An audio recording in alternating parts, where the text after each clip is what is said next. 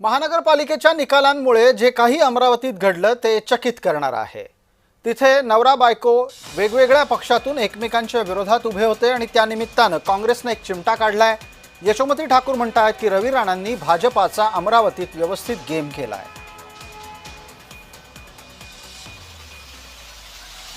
अवस्था तर रवी राणांनी गेम केलेला आहे त्यांचा। युवा स्वाभिमाननी व्यवस्थित शिस्तीत भाजपाचा गेम केलेला आम्हाला दिसतोय। भाजपला कुबड्यांची गरज पडणार आहे। भाजप त्यांच्या समोर लाचार होणार आहे आणि इथं लंगडं सरकार बसताना आम्हाला दिसतंय।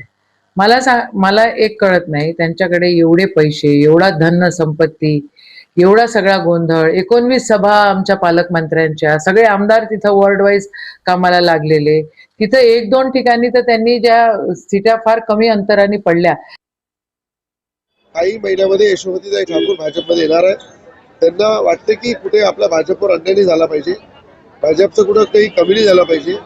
भाजपला नेहमी मोठ्या प्रमाणात पक्ष तो वाढला पाहिजे, भारतीय जनता पार्टी, अशी काळजी यशोमतीताईला आहे। आणि त्याच काळजीपोटी त्या कळकळीची विनंती करताय की भारतीय जनता पार्टी हा आता येणाऱ्या काळात माझा पक्ष राहणार आहे, मी त्या पक्षामध्ये येणार आहे, म्हणून त्या भारतीय जनता पार्टी त्या काळजी करताय। यशोमतीताई ठाकूर लवकरच भारतीय जनता पार्टीमध्ये येतील, हे मी आधी सांगितलं। काळ्या दगडावरची पांढरी रेघ।